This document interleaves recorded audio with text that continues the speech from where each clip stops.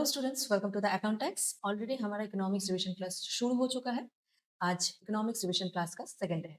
हम introduction to the micro economics already start कर चुके हैं और जिन जिन स्टूडेंट्स का अभी तक क्लास 1 नहीं हुआ है जाकर देख लो और सेम क्लास में वापस आ जाओ। तो आज हम स्टार्ट करेंगे हमारा सेकेंड क्लास, मतलब इंट्रोडक्शन टू माइक्रो इकोनॉमिक्स का सेकेंड क्लास। ओके, तो ये है हमारा स्टूडेंट लर्निंग ऑब्जेक्टिव और इसमें से हमारा ऑलरेडी 2 टॉपिक कंप्लीट हो चुका था फर्स्ट क्लास में, मतलब इकोनॉमी और इकोनॉमिक्स के बारे में पूरा टॉपिक खत्म हो चुका है और बाकी है सिर्फ प्रोडक्शन पॉसिबिलिटी कार्ड या फिर पीपीसी और पीपीएफ। आज हम उस टॉपिक स्टार्ट करेंगे। चलो, सो लेट्स स्टार्ट। ओके, ये है हमारा इकोनॉमिक्स रिविजन क्लास 2। चलो हेडिंग दे दो, प्रोडक्शन पॉसिबिलिटी।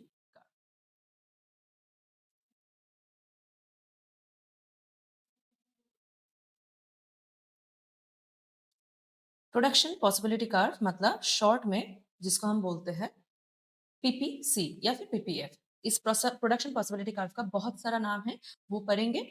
बट ये प्रोडक्शन पॉसिबिलिटी कार्ड, ये टॉपिक का नाम सुनते ही आपको समझ में आ चुका होगा कि ये एक ग्राफिकल प्रेजेंटेशन होगा क्योंकि इसमें कार्व है। यस, सो ग्राफ ड्रॉ करेंगे, बहुत कुछ पढ़ेंगे। चलो स्टार्ट करते हैं। तो ये ग्राफिकल रिप्रेजेंटेशन मतलब ये ग्राफिकल पूरा टॉपिक पढ़ने के पहले इसका छोटा-छोटा कुछ टर्म के बारे में आपको जानना पड़ेगा। तो वो टर्म क्या होगा? प्रोडक्शन पॉसिबिलिटी कर्व में पढ़ने के लिए वहाँ पे एक टर्म है मार्जिनल अपॉर्च्युनिटी कॉस्ट और ये मार्जिनल अपॉर्च्युनिटी कॉस्ट को समझने के लिए आप लोगों को पहले अपॉर्च्युनिटी कॉस्ट क्या है जानना पड़ेगा। चलो, टॉपिक 1 मतलब आज का जो फर्स्ट टर्म होगा वो होगा अपॉर्च्युनिटी कॉस्ट। लिख लो, अपॉर्च्युनिटी कॉस्ट। क्या है ये अपॉर्च्युनिटी कॉस्ट? अपॉर्च्युनिटी कॉस्ट मतलब पकड़ लो, तुम्हारा 2 जगह में जॉब लगा। पकड़ लो, एक टाटा में और एक रिलायंस में। टाटा में आपको जॉब लगा 50,000 पर मंथ का और रिलायंस में आपका जॉब लगा 60,000 पर मंथ। तो आप कौन से चूज़ करोगे? बिल्कुल 60,000 पर मंथ का चूज़ करोगे। रिलायंस को चूज़ करने के लिए मतलब 60,000 पर मंथ सैलरी का जॉब चूज़ करने के लिए वो जो 50,000 का टाटा में जॉब था, उसको आप गँवा चुके हो, मतलब मिस कर चुके हो। मतलब एक कुछ चीज़ को प्रायोरिटी देने के लिए और एक चीज़ को सैक्रिफाइस कर रहे हो, उस कॉस्ट का नाम है अपॉर्च्युनिटी कॉस्ट। ये अपॉर्च्युनिटी कॉस्ट हर जगह देखने को मिलता है। पकड़ लो, तुम खाने के लिए रेस्टोरेंट में गए हो। रेस्टोरेंट में बहुत सारा डिशेज़ का ऑप्शन है। तुम्हारा मन किया मोमो खाने का, तुम्हारा मन किया पिज़्ज़ा खाने का, लेकिन तुम्हारा बजट में सिर्फ़ एक ही चीज़ होगा। तो तुम्हारा प्रायोरिटी जिस फूड में होगा, मतलब जिस डिशेज़ में होगा, तुम वही चूज़ करोगे। पकड़ लो, तुम्हारा पिज़्ज़ा फ़ेवरेट है, तुम पिज़्ज़ा चूज़ करोगे, इसलिए मोमो मिस कर जाओगे। तो ये मोमो तुम्हारे लिए अपॉर्च्युनिटी कॉस्ट होगा। ये अपॉर्च्युनिटी कॉस्ट मतलब अब समझ में आ चुका होगा शायद। तो लिख लो, what is opportunity cost? Opportunity cost मतलब the cost of next best alternative foregone। The cost of next best alternative foregone मतलब तुम्हारा पिज्जा के बाद कौन सी बेस्ट ऑप्शन था? मोमो। रेस्टोरेंट में तो बहुत सारा खाना होगा, लेकिन तुम्हारा फेवरेट कौन सा था? मोमो। पिज्जा तुम्हारा प्रायोरिटी लिस्ट में थे, लेकिन सेकंड प्रायोरिटी लिस्ट में थे मोमो, मतलब सेकंड बेस्ट ऑल्टरनेटिव फॉरगॉन हो गया। कौन से चूज के लिए? पिज्जा खाने के लिए मोमो तुमको सेक्रीफाइस करना होता है और ये मोमो तुम्हारे लिए क्या होगा? Opportunity cost. और जॉब में वो जो टाटा का जो जॉब तुम छोड़ दिया था, सेक्रीफाइस किया था, वो होगा तुम्हारे लिए अपॉर्चुनिटी कॉस्ट। तो अपॉर्चुनिटी कॉस्ट तो मैम समझ में आ चुका है। अभी हम नेक्स्ट टॉपिक में जाएंगे, नेक्स्ट टर्म के बारे में पढ़ेंगे, वो है मार्जिनल अपॉर्चुनिटी कॉस्ट। लिख लो, marginal opportunity cost. Opportunity cost तो समझ में आ चुका होगा। अभी देखेंगे मार्जिनल अपॉर्चुनिटी कॉस्ट।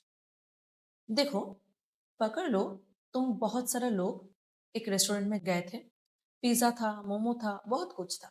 ठीक है, पकड़ लो, दोनों चीज में तुमको तुम्हारा पिज्जा खाने का मन किया है, मोमो खाने का भी मन किया है, तुम बहुत सारा फ्रेंड्स मिलकर रेस्टोरेंट में गए हो। ठीक, तो रेस्टोरेंट में जाके तुम्हारा प्लान था पहले पिज्जा लेने का, लेकिन एक फ्रेंड ने बोला पिज्जा नहीं, मैं मोमो खाऊंगी। ठीक है, तो तुम्हारा प्लान था 10 पिज्जास लेने का, मिनी साइज का 10 पिज्जा लेने का, लेकिन एक फ्रेंड ने बोला मैं पिज्जा नहीं मोमो खाऊंगी, तो वो पिज्जा के बदले में मोमो ऑर्डर किया। तो तुम्हारा सिमिलर टेस्ट के लिए एक पिज़्ज़ा गँवाना होगा, मतलब एक पिज़्ज़ा सैक्रिफाइस करना होगा और उसकी जगह में और एक फ्रेंड के लिए मोमो ऑर्डर करना पड़ेगा। पिज़्ज़ा मतलब एक मोमो लेने के लिए तुमको एक पिज़्ज़ा सैक्रिफाइस करना होगा। ये तो मैं मोमो पिज़्ज़ा का एग्ज़ाम्पल दे रही थी, लेकिन ये पकड़ लो दोनों गुड्स से, एक गुड्स को बनाने के लिए और एक गुड्स या फिर कुछ एक यूनिट का कमोडिटी बनाने के लिए और एक कमोडिटी को सैक्रिफाइस करना पड़ रहा है। इसको कहते हैं मार्जिनल अपॉर्च्युनिटी कॉस्ट, मतलब एक यूनिट गेन करने के लिए, कोई भी चीज़ का एक यूनिट गेन करने के लिए जब दूसरा यूनिट का, दूसरा कमोडिटी का और एक यूनिट, 1 या फिर 2 या फिर कुछ यूनिट सैक्रिफाइस करना होता है, उसको कहते हैं मार्जिनल अपॉर्च्युनिटी कॉस्ट। मतलब 2 गुड्स है, एक को ऐड करने के लिए एक को मिस करना होगा, मतलब सैक्रिफाइस करना होगा। इसको कहेंगे मार्जिनल अपॉर्च्युनिटी कॉस्ट। लिख लो, आई थिंक समझ में आ चुका होगा। अपॉर्च्युनिटी कॉस्ट मतलब second best alternative for one. Pizza खा रहे हो, इसलिए मोमो को सैक्रिफाइस कर दिया। अभी एक प्लेट मोमो को मेनू में चूज़ करने के लिए एक प्लेट पिज़्ज़ा को सैक्रिफाइस करना हो रहा है। लिख लो अभी मार्जिनल अपॉर्च्युनिटी कॉस्ट क्या है? The numbers of units of a commodity sacrificed to gain one additional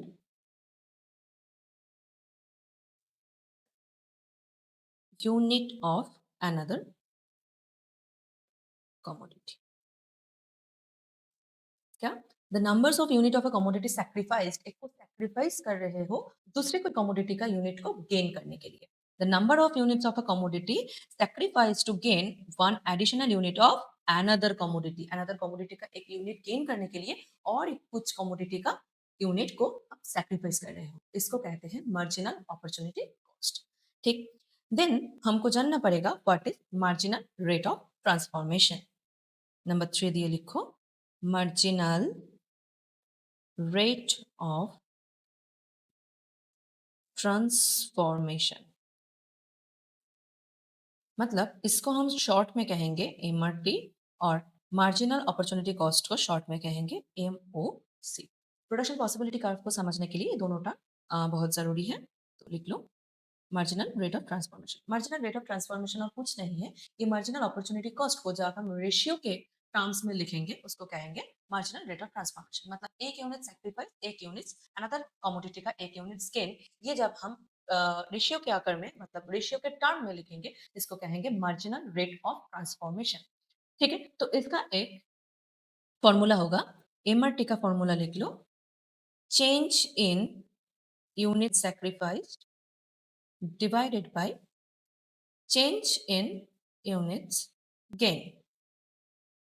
ये ट्रायंगल जो है उसको कहेंगे चेंज। ठीक है, change in units of sacrifice divided by change in units of gain, कितना सैक्रिफाइस कर रहे हो कितना गेन करने के लिए, ये है मार्जिनल रेट ऑफ ट्रांसफॉर्मेशन का फॉर्मूला। जब रेशियो के आकार में लिखेंगे उसको कहेंगे मार्जिनल रेट ऑफ ट्रांसफॉर्मेशन। तो अभी प्रोडक्शन पॉसिबिलिटी कर्व के लिए हमारा जो जो टर्म का जरूरत था वो हम समझ चुके होंगे। अभी हम प्रोडक्शन पॉसिबिलिटी कर्व के बारे में जानेंगे। तो क्या है ये प्रोडक्शन पॉसिबिलिटी कर्व या फिर प्रोडक्शन पॉसिबिलिटी फ्रंटियर, पीपीसी या फिर पीपीएफ? प्रोडक्शन पॉसिबिलिटी कर्व का ही दूसरा नाम है प्रोडक्शन पॉसिबिलिटी फ्रंटियर। लिख लो, प्रोडक्शन पॉसिबिलिटी कर्व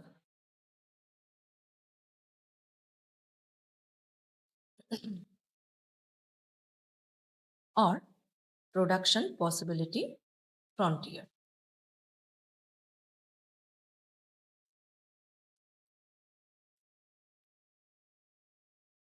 ओके, इसलिए इनका दोनों नाम है पीपीसी या फिर पीपीएफ। प्रोडक्शन पॉसिबिलिटी कर्व मतलब पीपीसी और प्रोडक्शन पॉसिबिलिटी फ्रंटियर मतलब पीपीएफ। ओके, तो प्रोडक्शन पॉसिबिलिटी कर्व नाम सुन के ही तो समझ में आ चुका होगा कि ये एक ग्राफिकल रिप्रेजेंटेशन है। तो प्रोडक्शन पॉसिबिलिटी कर्व एक ग्राफिकल रिप्रेजेंटेशन है। किसका ग्राफिकल रिप्रेजेंटेशन? किस चीज का ग्राफिकल रिप्रेजेंटेशन, ये देखो, प्रोडक्शन पॉसिबिलिटी, मतलब कुछ गुड्स का जो पॉसिबल कॉम्बिनेशन होगा प्रोडक्शन के लिए, उसको कहेंगे प्रोडक्शन पॉसिबिलिटी। लेकिन ये प्रोडक्शन पॉसिबिलिटी कर्व को पढ़ने के लिए हमको बहुत सारा एजम्पशन लेना होगा, क्योंकि ये थ्योरी है। हाँ, प्रैक्टिकल लाइफ से ये थोड़ा अलग है, लेकिन ये थ्योरी है, इसलिए इसके लिए कुछ एजम्पशन लगेगा। पहले एजम्पशन लिख लो, फिर समझेंगे। लिख लो, assumption of production possibility curve, या फिर शॉर्ट में PPC. Assumption of PPC. PPC के लिए कुछ एजम्पशन है।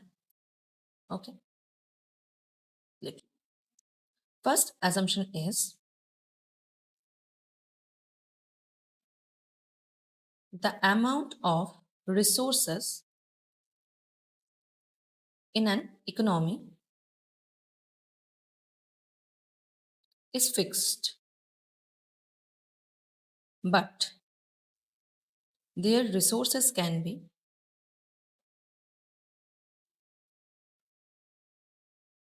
transferred from one use to another. One use to another. ये होगा first assumption. Second, with the help of given resources, only two goods, only two goods can be produced. Okay. Third, the resources are fully and efficiently utilized. 5 assumption है. Number 4 is resources are not equally efficient in production of all product. And the number 5 is the level of technology.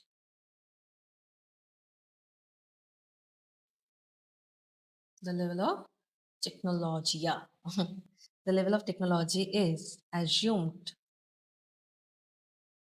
to be constant.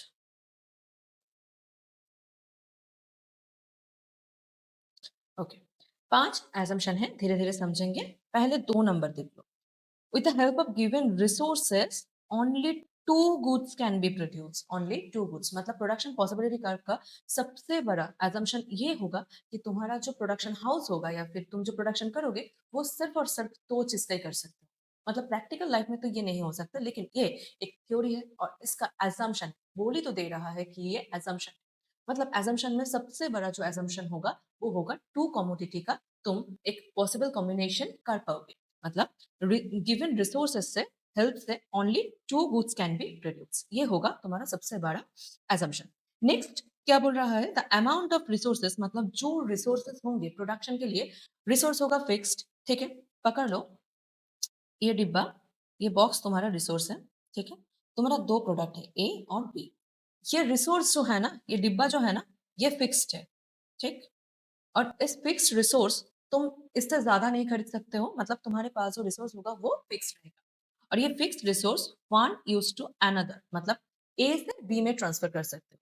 पकड़ लो, pizza बनाने में और मोमो बनाने में दोनों में chicken लगेगा. मतलब वो चिकन फिक्स रहेगा और ये चिकन तुम पिज्जा में या फिर तुम्हारे मोमो में यूज कर सकते हो. क्लियर. और दो गुड्स ये तो समझ चुके होंगे. थर्ड पॉइंट क्या बोल रहा है, the resources are fully and efficiently utilized. मतलब ये रिसोर्स तुम दोनों में लगा सकते हो, लेकिन ये जब डिवाइड करोगे ना, उसका दोनों गुड्स में पूरा यूटिलाइजेशन होना चाहिए. मतलब कोई वेस्टेज नहीं होना चाहिए, पूरा यूटिलाइजेशन रहेगा. ठीक, मतलब the resource are fully complete होगा रिसोर्स एंड एफिशिएंटली, मतलब no wastage. Okay, no wastage at all, completely and efficiently utilize होगा. Then resources are not equally efficient in production of all products. इस point को समझना पड़ेगा। Resources are not equally efficient, मतलब पकड़ लो, तुम जब ये एक रिसोर्स है, राइट, और ये रिसोर्स तुम दोनों गुड्स में यूज कर सकते हो, लेकिन बोल रहा है, ये अजम्पशन है कि पकड़ लो इस रिसोर्स गुड्स ए में जैसे एफिशिएंटली वर्क करेगा, प्रोडक्ट बी में वैसे नहीं करेगा। ये गुड्स ए है, ये गुड्स ए और ये गुड्स बी, ठीक। गुड्स ए में जब तुम लगा रहे हो, ये पूरा रिसोर्स गुड्स ए में लगा रहे हो और उससे तुम 500 यूनिट बना सकोगे पूरा रिसोर्स यूज करके। और तुम जब ए नहीं बना रहे हो और पूरा रिसोर्स गुड्स बी में लगा दे रहे हो, उससे तुम 200 यूनिट्स गुड्स बना सकते हो। मतलब सेम रिसोर्स है, लेकिन गुड्स ए में एफिशिएंटली जितना वर्क करेगा, मतलब जितना यूनिट्स तुम प्रोड्यूस कर सकते हो, प्रोडक्ट बी में उतना नहीं कर सकते हो, ठीक। मतलब resource are not equally efficient in production of all product. हर प्रोडक्ट में तुम वो रिसोर्स कंप्लीटली एक जैसा कम नहीं करेगा। अगर लो एक मिल्क से बटर बन सकता है और एक मिल्क से तुम कर्ड बना सकते हो। एक कर्ड बनाने में 1 लीटर मिल्क से जितना ग्राम तुम कर्ड बना सकते हो, उतना ग्राम तुम बटर नहीं बना सकते, ठीक। एफिशिएंटली वर्क नहीं करेगा दोनों प्रोडक्ट में, ओके। एंड फिर बोल रहा है कि the level of technology is assume to be constant. Technology मतलब वो जो पहले दिन जब हम पढ़े how to produce, but to produce, how to produce और फॉर होम टू प्रोड्यूस, उसमें पढ़ रहे थे कि हाउ टू प्रोड्यूस में दो टेक्नोलॉजी यूज कर सकते हैं, एक लेबर इंटेंसिव और एक कैपिटल इंटेंसिव। मतलब तुम जब प्रोडक्शन में से फॉर एग्जांपल शुरू से ही लेबर इंटेंसिव में कम कर रहे हो, तो लेबर इंटेंसिव ही रहेगा, या फिर तुम कैपिटल इंटेंसिव हो, लेबर इंटेंसिव में शिफ्ट नहीं कर सकते हो। ये पूरा का पूरा प्रोडक्शन पॉसिबिलिटी कर्व का एक एजम्पशन है। अभी हम प्रोडक्शन पॉसिबिलिटी कर्व का शेड्यूल और ग्राफ देखेंगे। आई थिंक आप लोगों का ये एजम्पशन पूरा क्लियर है। पहला है कि दोनों गुड्स होंगे प्रोडक्शन में, ये एजम्पशन है, और रिसोर्स एक होंगे और वो फिक्स्ड होंगे। एक से एक प्रोडक्ट से दूसरे प्रोडक्ट पे तुम यूज कर सकते हो वो जो रिसोर्स है, और वो रिसोर्स का फुल्ली एंड एफिशिएंटली यूज करेंगे। और resource are not equally efficient in all the products and the level of technology is assume to be constant. Technology constant रहेगा, ठीक। अभी हम प्रोडक्शन पॉसिबिलिटी कर्व का एक शेड्यूल देखेंगे और फिर उसका ग्राफ ड्रॉ करेंगे। पीपीसी पीपीसी शेड्यूल, शेड्यूल खींचो। एक, हमको एक शेड्यूल बनाना होगा, ठीक।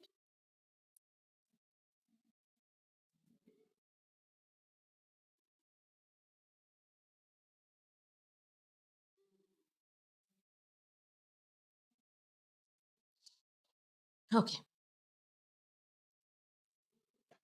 First one is possibilities, second one is, लिख लो, ए बी, मतलब goods A and goods B लिख लो, गुड्स ए और goods B. Third M O C and last one is M R T. M O C मतलब marginal opportunity cost and M R T मतलब marginal rate of transformation, ठीक।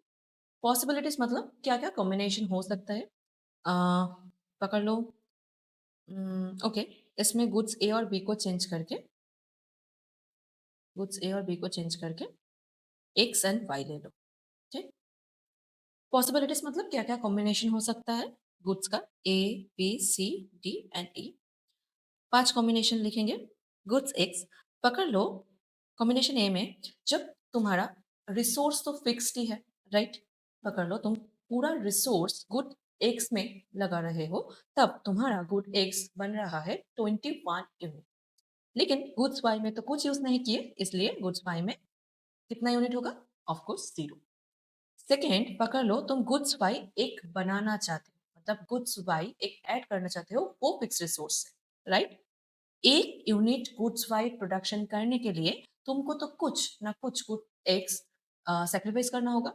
कितना sacrifice करोगे, पकड़ लो, 20।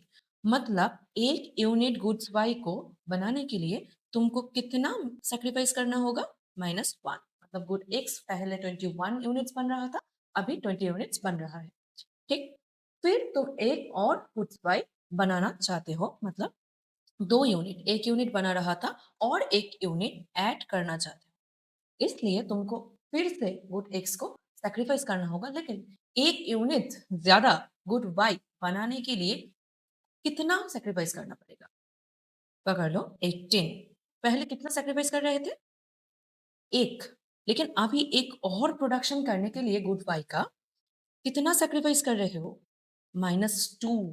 मतलब 2 यूनिट गुड्स एक्स तुम sacrifice कर रहे हो और एक गुड्स वाई को बनाने के। क्यों? पहले तो दिखा रहा था 1 यूनिट, फिर 2 यूनिट क्यों सैक्रिफाइस करेगा? ये पॉइंट कनेक्ट होगा तुम्हारा इस 4 नंबर पॉइंट से। Resources are not equally efficient in production of all product. मतलब तुम्हारा गुड वाइब बनाने के लिए रिसोर्स का ज़्यादा ज़रूरत पड़ रहा है। इसलिए गुड एक्स तुमको ज़्यादा सैक्रिफाइस करना होगा पहले। फिर देखेंगे। अभी 3 यूनिट गुड वाइब बनाना चाहते हो, इसलिए तुमको से फॉर एग्ज़ाम्पल तुम गुड एक्स 15 बना सकते हो। मतलब कितना गुड एक्स और सैक्रिफाइस किया? 3 और 1 ऐड करने के लिए, है ना? ऐसे देखेंगे। 5th कॉम्बिनेशन और एक गुड वाई बनाना चाहते हो, इसलिए तुमको और कितना गुड एक सैक्रिफाइस करना पड़ रहा है? से फॉर एग्जांपल -4। तो हम क्या देख रहे हैं कि गुड्स वाई एक यूनिट करके जितना more and more goods gain करना चाहती हो, उसमें गुड एक्स में more and more unit of goods x हमको सैक्रिफाइस करना पड़ रहा है, राइट? तो ये पॉसिबिलिटीज को हम कहेंगे प्रोडक्शन पॉसिबिलिटीज। ठीक। अभी मार्जिनल अपॉर्चुनिटी कॉस्ट को कैसे कैलकुलेट करना होगा? मार्जिनल अपॉर्चुनिटी कॉस्ट मतलब एक कुछ चीज एक यूनिट गेन करने के लिए कितना यूनिट तुमको सेक्रीफाइस करना होगा, राइट? पहले तो नहीं है, पहले तो रिसोर्स फुल्ली गुड एक्स में लगा रहे थे, गुड्स बाय कितना हो रहा था? 0। ठीक। अभी मार्जिनल अपॉर्चुनिटी कॉस्ट देखें। मतलब जब तुम एक यूनिट गुड फाई बनाना चाहते हो, तब तुम्हारा कितना सैक्रिफाइस करना होगा? गुड एक्स पहले 1 लिख लो, 1। सेकेंड यूनिट बनाने के लिए गुड एक्स कितना सैक्रिफाइस करना पड़ेगा? 2। मतलब 18, 20 माइनस 18, 2 यूनिट सैक्रिफाइस कर रहे हैं। फिर नंबर 3 यूनिट बनाने के लिए कितना? 3 यूनिट तुमको सैक्रिफाइस करना हो रहा है गुड्स एक्स का। फिर नंबर 4 यूनिट को गेन करने के लिए कितना यूनिट सैक्रिफाइस कर रहे हो गुड एक्स का? 4। ऐसे करते-करते जितना तुम goods by more and more unit gain कर रहे हो, उतना ही ज़्यादा से ज़्यादा गुड एक्स को तुमको सैक्रिफाइस करना हो रहा है, राइट? ऐसे करते-करते जब तुम पूरा रिसोर्स गुड्स एक्स से शिफ्ट करके गुड्स बाय में लगा देंगे, तब गुड्स एक्स का यूनिट क्या हो जाएगा? 0 हो जाएगा, खत्म हो जाएगा। मतलब तब तुम रिसोर्स को यूज़ करके गुड्स बाय बना रहे हो। मतलब पॉसिबिलिटीज़ क्या होगा? 2 गुड्स से मैक्सिमम तुम बना सकते हो, ये तुम्हारा असम्पशन है। प्रोडक्शन पॉसिबिलिटी कर्व का यही मेन असम्पशन है। ठीक? तो मार्जिनल अपॉर्चुनिटी कॉस्ट हम कैलकुलेट कर चुके होंगे। Then marginal rate of transformation क्या बोला था?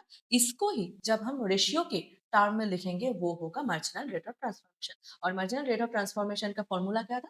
Change in sacrifice divided by change in gain. मतलब सैक्रिफाइस पहले, गेन बाद में। मतलब पहले तो नील होगा, डैश देकर छोड़ दो। फिर क्या होगा? चेंज इन सैक्रिफाइस मतलब 1 यूनिट गेन के लिए तुमको कितना यूनिट सैक्रिफाइस करना पड़ रहा है? कितना यूनिट सैक्रिफाइस करना पड़ रहा है? 1 यूनिट। मतलब 1 यूनिट सैक्रिफाइस, 1 यूनिट गेन। इसको ऐसे लिखकर देख सकते हो, 1:1। देन 1 यूनिट और बनाने के लिए कितना यूनिट सैक्रिफाइस करना पड़ रहा है? 2। सैक्रिफाइस पहले, फिर गेन। मतलब change in sacrifice 2, change in gain 1। मतलब 2:1। ये रफ वर्क है, ये रफ वर्क है। ये लिखना मत, ये लिखोगे 1:1, 2:1। फिर एक और यूनिट गुड्स वाई बनाने के लिए कितना सैक्रिफाइस कर रहे हो? 3। मतलब 3:1 प्लस 1 इज़ 4:1। ऐसे करते-करते तुम सैक्रिफाइस कर रहे हो एक और एक यूनिट्स गुड्स वाई बनाने के लिए। ठीक? ये सब रफ वर्क मैं इरेज़ कर देती हूँ, समझने के लिए था ये। ठीक? ऐसे होगा एक शेड्यूल। ऐसे करते बहुत सारा पॉसिबिलिटीज़ हो सकता है। लिख लो एफ, जी, लिख लो। इसको 5 यूनिट बनाने के लिए पकड़ लो, ये 6 हो जाएँगे। ये 6 यूनिट्स बनाने के लिए ये 0 हो जाएँगे। मतलब तुमको एक और यूनिट मतलब 5 नंबर 5 यूनिट्स बनाने के लिए कितना सैक्रिफाइस कर रहे हो?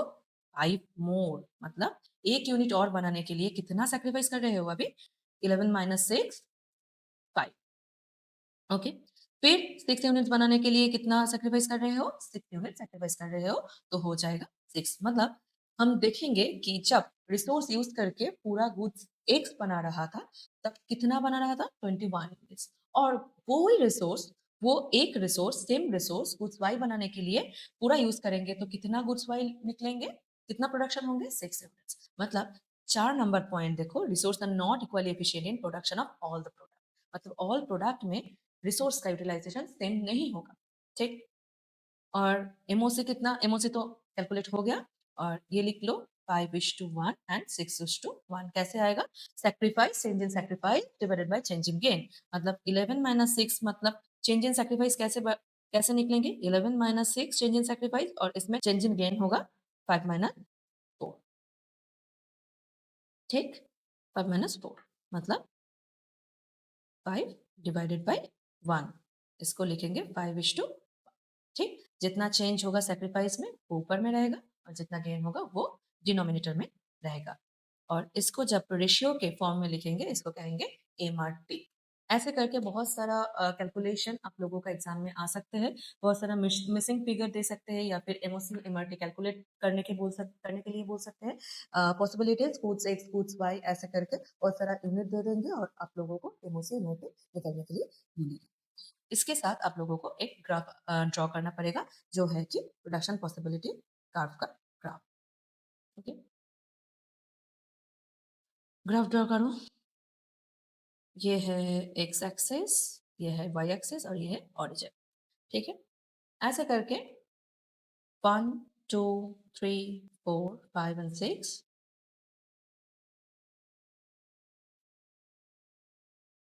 ऐसे करके ड्रॉ कर लो 2 3 4 5 6 3 4 एंड 5 एंड 6 यहाँ से 6 11 ऐसे करके जितना भी यूनिट होगा आप ड्रॉ कर लो 6 11 उससे कम थोड़ा 15 उससे कम 18 20 एंड ये होगा 21 ऐसे करके अब जब ग्राफ ड्रॉ करेंगे तब देखेंगे ग्राफ ऐसे दिखेंगे ऐसे दिखेंगे क्यों डाउनवर्ड स्लोप होगा देखो जब तुम्हारा 21 यूनिट्स ऑफ गुड्स एक्स होगा तब इसमें क्या होगा 0 यूनिट्स ऑफ गुड्स वाई मतलब फर्स्ट पॉइंट कैसा रहेगा ऐसा ठीक फिर 20 ये होगा 1 मतलब ऐसे देन 18 होगा 2 मतलब ऐसे 3 होगा 15 में 4 होगा 11 में एंड 5 होगा और 6 होगा ऐसे ठीक है और ये ग्राफ दिखेगा थोड़ा काट कर देंगे ठीक तो हम देखेंगे कि गेन और सैक्रिफाइस चल रहा है मतलब एक यूनिट गेन करने के लिए एक यूनिट आप लोगों को सैक्रिफाइस करना हो रहा है दो गुड्स के अंदर और इन दोनों गुड्स के अंदर क्या रिलेशन दिख रहा है एक को गेन करने के लिए एक को सैक्रिफाइस करना पड़ रहा है मतलब इन दोनों के बीच में जो रिलेशन है वो है इनवर्स रिलेशन मतलब इनवर्सली प्रोपोर्शन राइट और जब जब इनवर्स रिलेशन होता है तब ग्राफ डाउनवर्ड स्लोप होता है धीरे धीरे ग्राफ के बारे में बहुत सारा चीज पढ़ेंगे ग्राफ कंप्लीटली समझाएंगे और क्लास धीरे धीरे चलते चलते आप लोगों का ग्राफ ड्रॉ करने में कोई दिक्कत नहीं रहेगा आप लोगों का ग्राफ एकदम फेवरेट चीज हो जाएगा इकोनॉमिक्स में ठीक है क्या देख रहे हैं अभी good X and good Y के बीच में जो रिलेशन है वो रिलेशन कैसा है इनवर्स और मैंने क्या बोला जब दोनों के बीच में रिलेशन इनवर्स होगा तब स्लोप मतलब कर्व डाउनवर्ड मूवमेंट होगा ये कैसा मूवमेंट है डाउनवर्ड मूवमेंट है मतलब प्रोडक्शन पॉसिबिलिटी कर्व का जब हम प्रॉपर्टीज पढ़ेंगे कैरेक्टरिस्टिक्स पढ़ेंगे तब देखेंगे ये पीपीसी कर्व कैसा दिखेगा डाउनवर्ड स्लोप होगा लेकिन डाउनवर्ड स्लोप तो होगा लेकिन ये शेप थोड़ा ऐसा है स्ट्रेट लाइन तो नहीं है इसलिए इसका नाम है PPC curve not straight line मतलब रफ में आ जाओ कर्व डाउनवर्ड कर्व हो या फिर अपवर्ड कर्व हो, ये 3 तरह की हो सकता है। अभी डाउनवर्ड के बारे में पढ़ेंगे। कर्व डाउनवर्ड कर्व ऐसा भी हो सकता है स्ट्रेट लाइन, ऐसा भी हो सकता है और ऐसा भी हो सकता है, राइट? ये होगा स्ट्रेट लाइन। जब ऐसे देखेंगे इसको कहेंगे convex shape, downward slope but लेकिन कैसा दिख रहा है? ऐसा ऐसा दिखने जैसा ग्राफ को कहेंगे कॉन्वेक्स वाला शेप और ऐसे दिखने वाला ग्राफ को कहेंगे कॉनकेव शेप। और देखो पीपीसी कर्व कैसा दिख रहा है? देखो ऐसा, है ना? मतलब लाइक थर्ड वन, मतलब ये शेप को क्या कहेंगे? Concave shape graph. कैसे याद रखोगे? केव कैसा दिखेगा? केव कैसा होता है? ऐसा होता है ना? केव कैसा दिख रहा है? ऐसा? तो ऐसे याद रखोगे, ये होगा कॉनकेव, ऐसे होगा तो होगा कॉन्वेक्स, ऐसे होगा तो स्ट्रेट। ठीक? तो डाउनवर्ड स्लोप कर्व भी 3 तरह की हो सकता है, स्ट्रेट लाइन, कॉन्वेक्स और कॉनकेव। लेकिन पीपीसी कैसे दिखेगा? कॉनकेव, मतलब इसका ओरिजिन क्या है? कॉनकेव, मतलब ये है पीपीसी का ओरिजिन। ठीक? अच्छा, डाउनवर्ड है, लेकिन ऐसे 3 तरह की क्यों बनता है? वो देखेंगे। देखो, गुड्स वाई को 1 यूनिट गेन करने के लिए गुड एक्स को सैक्रिफाइस करना हो रहा है, राइट? ये तो गेन और सैक्रिफाइस का गेम चल रहा है। लेकिन ये चेंज इन सैक्रिफाइस का रेट धीरे-धीरे बढ़ रहा है। हाँ, देखो पहले 1 यूनिट वाई को बनाने के लिए 1 यूनिट एक्स को सैक्रिफाइस करना था। लेकिन लास्ट में 1 यूनिट वाई को बनाने के लिए 6 यूनिट तक गुड एक्स को सैक्रिफाइस करना होगा, राइट? मतलब सैक्रिफाइस करने का जो रेट है वो धीरे-धीरे बढ़ रहा है। मतलब मार्जिनल अपॉर्च्युनिटी कॉस्ट जब हम देखेंगे, देखो पहले 1 था, दूसरे में 2, फिर 3, 4, 5, 6 ऐसे करते-करते बढ़ रहा है, राइट? और मतलब मार्जिनल अपॉर्च्युनिटी कॉस्ट का रेट कैसा है? डिमिनिशिंग या फिर इंक्रीजिंग? इंक्रीजिंग। और ये इन्वर्स रिलेशन जब जब इंक्रीजिंग नेचर का होगा, तब हमारा ग्राफ कॉनकेव शेप का होगा। अगर ये एमओसी डिमिनिशिंग नेचर का होता, मतलब 1 यूनिट गुड्स को पहले बढ़ाने के लिए 6 यूनिट्स को सैक्रिफाइस कर रहे थे, फिर बनाने के लिए 5, 4, 3, 2, 1 ऐसे करके-करके सैक्रिफाइस का रेट अगर कम होता, तब मार्जिनल अपॉर्च्युनिटी कॉस्ट पूरा उल्टा होता। मतलब पहले 6 फिर 5, 4, 3, 2, 1 ऐसे करते-करते कैसे नेचर का होता? डिमिनिशिंग नेचर का होता। अगर एमओसी डिमिनिशिंग नेचर का होता, तो ग्राफ का शेप होता कॉन्वेक्स। अगर एमओसी कांस्टेंट रहता, 1 यूनिट बनाने के लिए पकड़ लो 2 यूनिट सैक्रिफाइस कर रहे थे। फिर 1 यूनिट बनाने के लिए 2 यूनिट ही सैक्रिफाइस कर रहे थे। मतलब सैक्रिफाइस का रेट अगर सिमिलर रहता, एक ही रहता, कांस्टेंट रहता, तब कैसा दिखता? Straight line graph. ठीक? मतलब अगर ओरिजिन क्या है? पीपीसी का ओरिजिन क्या है? कॉनकेव शेप, कॉनकेव नेचर का, मतलब marginal opportunity cost increasing nature का, मतलब सैक्रिफाइस का रेट इंक्रीजिंग होगा।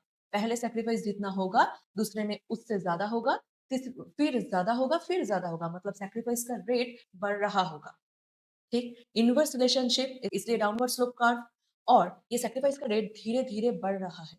मतलब मार्जिनल अपॉर्चुनिटी कॉस्ट इसमें क्या होगा? बढ़ेगा, इंक्रीजिंग नेचर का होगा। इनवर्स रिलेशन में इंक्रीजिंग नेचर का जब होगा कुछ, तब ग्राफ का शेप कैसा होगा? कॉनकेव। अगर उल्टा होता, मतलब डिमिनिशिंग नेचर का होता, मार्जिनल अपॉर्चुनिटी कॉस्ट अगर 6, 5, 4, 3, 2, 1 ऐसे करते-करते उल्टा चलता, फिर हो जाता कॉन्वेक्स शेप का। जब कांस्टेंट रहता सैक्रिफाइस का रेट, तब स्ट्रेट लाइन होता। मतलब मार्जिनल अपॉर्चुनिटी कॉस्ट का ओरिजिन क्या है? मतलब पीपीसी का ओरिजिन क्या है? Concave shape. अगर कॉन्वेक्स होता तो क्या होता? Marginal opportunity cost diminishing nature का होता। अगर स्ट्रेट लाइन होता तो मार्जिनल अपॉर्चुनिटी कॉस्ट कांस्टेंट रहता। लेकिन हमारा ओरिजिन क्या है? कॉनकेव शेप, मतलब पीपीसी। पीपीसी का ओरिजिन क्या है? Concave shape, downward shape, and MOC मतलब marginal opportunity cost is increasing in nature, मतलब इसका नेचर इंक्रीजिंग है। ठीक? एग्जाम में उल्टा दे सकता है। ठीक? Marginal opportunity cost diminishing nature का हो सकता है। अगर ये होता तो पीपीसी कैसे दिखेगा? ऐसे टाइप का क्वेश्चन आप लोगों को कंफ्यूज करने के लिए दिया होता है। एक्चुअल में कॉन्केव शेप में होता है और marginal opportunity cost increasing nature का होता है, इसलिए इस ग्राफ का शेप है कॉन्केव। लिख लो एमओसी इंक्रीजिंग। एमओसी इंक्रीजिंग हो रहा है इसलिए ग्राफ का शेप है कॉन्केव। अगर एमओसी डिमिनिशिंग नेचर का होता तो होता कॉन्वेक्स शेप, अगर एमओसी कांस्टेंट रहता तो होता स्ट्रेट। आई थिंक समझ में आ चुका होगा पूरा प्रोडक्शन पॉसिबिलिटी का। ठीक, रुको, अभी पीपीसी का पूरा टॉपिक खत्म नहीं हुआ है। अभी हम देखेंगे चेंज इन पीपीसी, मतलब प्रोडक्शन पॉसिबिलिटी का चेंजेस देखेंगे। हेडिंग दो,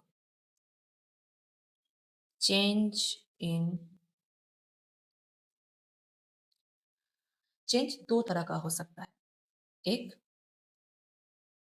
शिफ्ट इन पीपीसी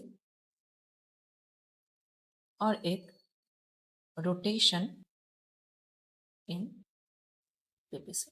दोनों ही चेंज है, लेकिन एक शिफ्ट और एक रोटेशन। शिफ्ट मतलब पकड़ लो ग्राफ, ओरिजिनल ग्राफ ऐसा है, ठीक, ओरिजिनल ग्राफ पकड़ लो ऐसा है। शिफ्ट मतलब पूरा ग्राफ या फिर राइट में शिफ्ट होगा या फिर लेफ्ट में शिफ्ट होगा, मतलब पूरा ग्राफ पहले जो था उससे शिफ्ट होकर या फिर राइट साइड में जाएगा या फिर लेफ्ट साइड में जाएगा, राइट, या फिर राइट साइड में जाएगा या फिर लेफ्ट साइड में जाएगा, राइट। और रोटेशन का मतलब क्या है?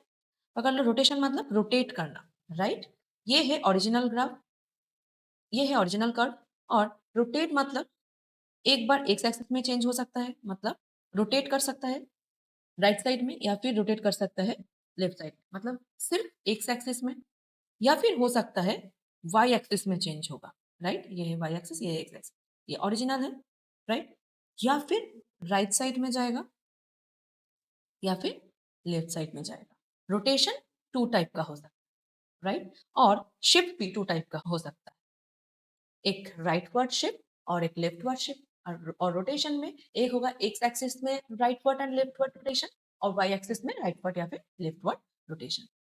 लिख लो, पहले लिख लो, मतलब शिफ्ट में भी दो और रोटेशन में भी दो।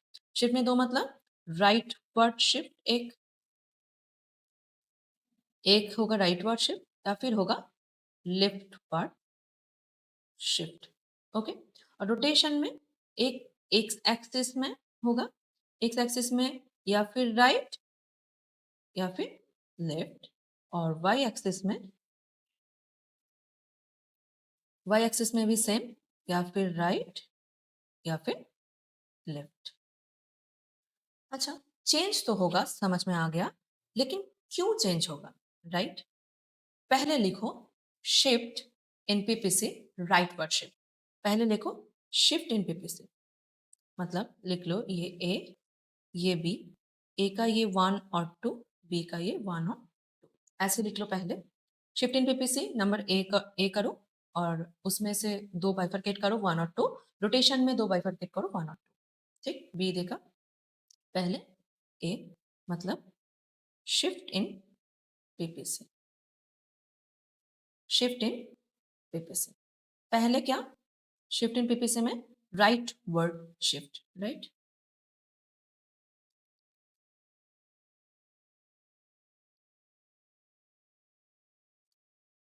राइट वर्ड शिफ्ट कैसे दिखेगा ग्राफ राइट वर्ड शिफ्ट में?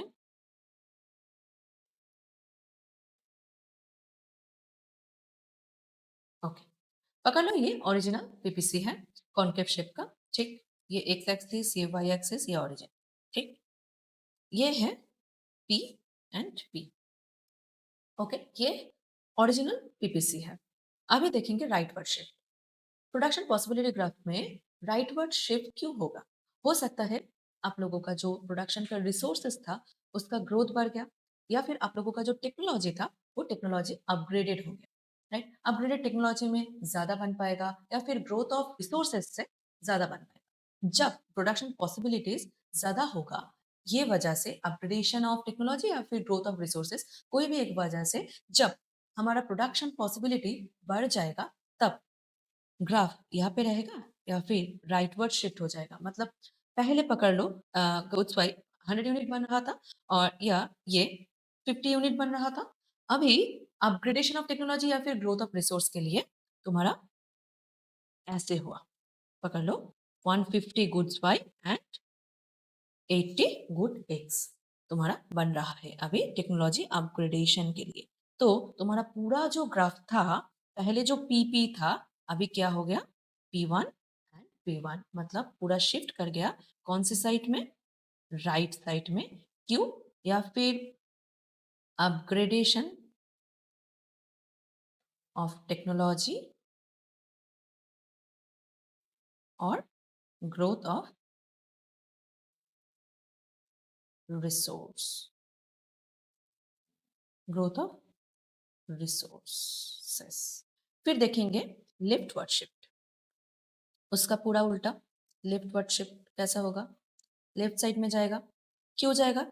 या फिर डिग्रेडेशन ऑफ टेक्नोलॉजी या फिर डिक्रीजिंग योर रिसोर्स। ये दोनों वजह से, ये दोनों रीजन से तुम्हारा लेफ्टवर्ड शिफ्ट हो सकता है। पकड़ लो, ये हो गया तुम्हारा ओरिजिनल पीपीसी कर्व, मतलब पी पी पकड़ लो 100 था और यहाँ पे 50 था, राइट। मतलब जितना भी तुम्हारा रिसोर्स था उससे तुम्हारा गुड एक्स बन रहा था 50 यूनिट और गुड वाई बन रहा था 100 यूनिट। अभी तुम्हारा क्या क्या चीज के लिए?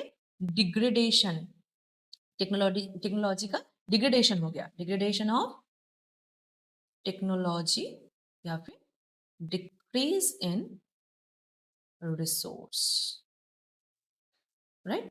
डिक्रीज इन रिसोर्स या फिर डिग्रेडेशन ऑफ टेक्नोलॉजी की वजह से तुम्हारा प्रोडक्शन कम हो गया, घट गया। इसलिए तुम्हारा जितना था उससे कम अभी गुड्स एक्स एंड वाई बन रहा है। इसलिए ग्राफ तुम्हारा लेफ्ट साइड में शिफ्ट हो गया, मतलब पकड़ लो 100 बन रहा था, अभी 80 बन रहा है और यहाँ पे अभी से फॉर एग्जाम्पल 30 बन रहा है। मतलब जितना था उससे कम हो गया। इसलिए तुम्हारा पीपीसी कर्व जो था उससे लेफ्ट में शिफ्ट हो गया। कौन सी साइड में?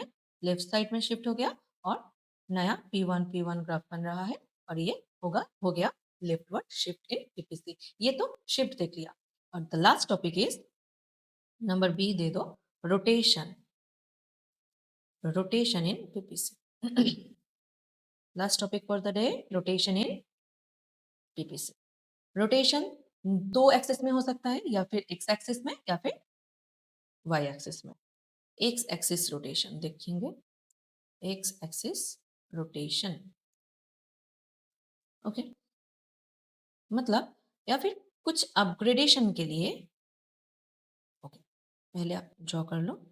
पकड़ लो, ये है रियल पीपीसी कार्ड ओरिजिनल, ये है एक्स एक्सिस, ये है वाई और ये ओरिजिन, ठीक। ये है पीपी मतलब रियल ओरिजिनल पीपीसी। अभी पकड़ लो टेक्नोलॉजी का अपग्रेडेशन या फिर ग्रोथ ऑफ रिसोर्स के कारण तुम्हारा एक्स एक्सिस का गुड्स ज्यादा बन रहा, वाई एक्सिस जो था वो सेम ही था। मतलब पहले भी 100 बन रहा था, अभी भी 100 बन रहा है, लेकिन ये 50 से जंप करके 80 यूनिट बन रहा है। एक्स एक्सिस में चेंज आया, इसलिए ग्राफ वाई एक्सिस में सेम पॉइंट में है 100, लेकिन इसमें जंप कर गया, मतलब राइट वर्ड। कौन सी साइड में जंप कर गया? एक्स एक्सिस का गुड्स जो बन रहा था वो अब ज्यादा बन रहा है, इसलिए राइट वर्ड शिफ्ट या फिर रोटेशन। रोटेशन क्योंकि वाई एक्सिस में कोई चेंज नहीं आया, कर्व शिफ्ट नहीं हुआ, रोटेट हुआ सिर्फ और सिर्फ एक्स एक्सिस में, राइट वर्ड रोटेशन। ये है राइट वर्ड रोटेशन। कारण सेम, ठीक है, रीजन सेम, टेक्नोलॉजी का अपग्रेडेशन या फिर रिसोर्स का ग्रोथ की रीजन से तुम्हारा राइट वर्ड शिफ्ट हुआ कौन सी साइड में? Only for only x axis में। या फिर डिग्रेडेशन और डिग्रेडेशन ऑफ टेक्नोलॉजी या फिर डिक्रीज इन रिसोर्स की वजह से तुम्हारा एक्स एक्सिस में चेंज आया। कितना चेंज आया? पहले 50 यूनिट्स बन रहा था, अभी 40 यूनिट्स बन रहा है। मतलब सिर्फ और सिर्फ डिग्रेडेशन कौन सी एक्सिस में आया? एक्स एक्सिस में, मतलब गुड्स एक्स में, या पकड़ लो गुड्स एक्स में चेंज आया। पहले 50 बन रहा था ओरिजिनल, अपग्रेडेशन की वजह से 80 बन रहा है, मतलब राइट वर्ड में जंप कर गया सिर्फ और सिर्फ गुड्स एक्स, मतलब एक्स एक्सिस में। और डिग्रेडेशन की वजह से क्या हो गया? लेफ्ट वर्ड शिफ्ट हो गया, शिफ्ट नहीं, लेफ्ट वर्ड रोटेशन हो गया। ये है left word rotation, right, left word rotation हो गया। इसको हम कहेंगे एक्स एक्सिस रोटेशन, राइट। फिर देखेंगे number 2, Y axis rotation. Y axis rotation, Y axis में भी सेम, वाई एक्सिस में भी सेम होगा। पकड़ लो ये है ओरिजिनल पीपी, ओरिजिनल पीपी से, ठीक। अभी वाई एक्सिस में चेंज आएगा कि एक्स एक्सिस में? वाई एक्सिस में चेंज आएगा, राइट। पकड़ लो टेक्नोलॉजी का डिग्रेडेशन के वजह से एक्स एक्सिस सेम रहा, मतलब गुड्स एक सेम रहा, लेकिन वाई में पकड़ लो पहले 100 बन रहा था, अभी 80 बन रहा है, ठीक। 80 बन रहा है, मतलब डिग्रेडेशन के वजह से सिर्फ और सिर्फ कौन सी गुड्स में इफेक्ट पड़ा? गुड्स वाई में। और इसलिए गुड्स एक्स एक्सिस में या फिर वाई एक्सिस में, वाई एक्सिस में चेंजेस आया, रोटेट हो गया, शिफ्ट नहीं हुआ, क्योंकि एक्स जितना था उतना ही रहेगा। 50 था, अभी भी 50 है, लेकिन वाई एक्सिस में गुड्स वाई 100 था, अभी डिग्रेडेशन के वजह से क्या हो गया? 80 हो गया। मतलब लेफ्टवर्ड वाई एक्सिस में लेफ्टवर्ड रोटेशन, या फिर अपग्रेडेशन के वजह से एक्स एक्सिस में सेम रहेगा, लेकिन वाई एक्सिस में चेंज हो जाएगा। से फॉर एग्जांपल 120 हो गया, पहले 100 यूनिट था, अभी कुछ टेक्नोलॉजिकल अपग्रेडेशन या फिर ग्रोथ इन रिसोर्स की वजह से ओनली फॉर ओनली इफेक्ट आया कौन सी गुड्स में? गुड्स वाई में। इसलिए एक्स एक्सिस या फिर वाई एक्सिस में चेंजेस आया, वाई एक्सिस में ग्राफ कार्व तुम्हारा ऐसे करके ऐसे चला गया, राइट वर्ड शिफ्ट या फिर रोटेशन, रोटेशन, ठीक। तो क्या क्या देखा? शिफ्ट इन पीपीसी में, चेंज इन पीपीसी में दोनों तरह के चेंजेस देखा, एक शिफ्ट इन पीपीसी और एक rotation in PPC. Shift in PPC मतलब जो कर्व था उससे या फिर राइटवर्ड शिफ्ट हो जाएगा या फिर लेफ्टवर्ड शिफ्ट हो जाएगा, मतलब पूरा चेंजेस आएगा दूसरी दोनों गुड्स में चेंजेस आएगा। इसलिए पहला जो कर्व था इससे नया कर्व बनेगा या फिर राइटवर्ड शिफ्ट होगा, अपग्रेडेशन की वजह से, डिग्रेडेशन की वजह से लेफ्टवर्ड कर्व बनेगा। ये होगा shift in PPC. Rotation in PPC मतलब अपग्रेडेशन या फिर डिग्रेडेशन के वजह से कौन सी एक गुड के अंदर चेंजेस आएगा, या फिर गुड एक्स में या फिर गुड्स वाई में। अगर गुड्स एक्स में चेंजेस आएगा तो गुड्स एक्स एक्सिस में चेंजेस आएगा, इनको कहेंगे शिफ्ट या फिर रोटेशन। रोटेशन मतलब गुड्स वाई जितना था उतना ही रहेगा, पहले भी 100 यूनिट्स आप प्रोड्यूस कर रहे थे, अभी भी 100 यूनिट प्रोड्यूस कर रहे हैं, इसलिए इसको कहेंगे राइटवर्ड रोटेशन। कोई डिग्रेडेशन के वजह से क्या होगा? अंदर की तरफ आ जाएगा, मतलब leftward rotation in X axis, okay. Y axis में भी सेम, अभी एक्स एक्सिस गुड एक्स में चेंजेस आएगा या फिर गुड्स वाई में, गुड्स वाई में चेंजेस आएगा, और गुड वाई में चेंजेस आने की वजह से, अपग्रेडेशन की वजह से राइटवर्ड रोटेशन, डिग्रेडेशन की वजह से लेफ्टवर्ड रोटेशन। तो production possibility curve is done done done done. तो हमारा basics of the economics is actually complete, and this is the second class. मतलब बेसिक्स ऑफ द इकोनॉमिक्स के लिए हमारा 2 क्लास लगा। पहले दिन हम इकोनॉमी और इकोनॉमिक्स के बारे में फुल्ली कंप्लीटली पढ़ लिए थे। क्या क्या पढ़ा? इकोनॉमी वर्सेस इकोनॉमिक्स के बारे में पढ़ा, और क्या पढ़ा? हाँ, इकोनॉमी के बारे में इन डिटेल्स पढ़ा, क्या है economy, what is economy, type of economy, important process of economy, right. और okay, problem of economy, central problem of economy, economy के बारे में अच्छे से पढ़ा। फिर इकोनॉमिक्स के बारे में पढ़ा, okay.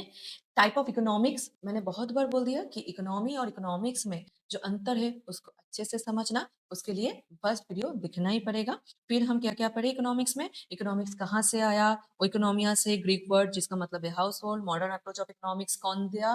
Professor Adam Smith, right. Adam Smith ही है फादर ऑफ द इकोनॉमिक्स। और टाइप ऑफ इकोनॉमिक्स के बारे में पढ़ा, पॉजिटिव और नॉर्मेटिव इकोनॉमिक्स के बारे में पढ़ा। और आज का हमारा दूसरा day, second day of revision class of the basics of economics, and आज हम पूरा प्रोडक्शन पॉसिबिलिटी कर्व को खत्म कर दिया, राइट। तो यहाँ पे खत्म होता है हमारा second day revision of economics, और पार्ट 1 और पार्ट 2 दोनों पार्ट में basics of the economics done done done done. और नेक्स्ट क्लास से, मतलब थर्ड रिविजन क्लास से हमारा न्यू चैप्टर स्टार्ट होगा। So that completes my exhaustive lecture for the day. मिलेंगे नेक्स्ट क्लास में न्यू चैप्टर के साथ। चलो बाय।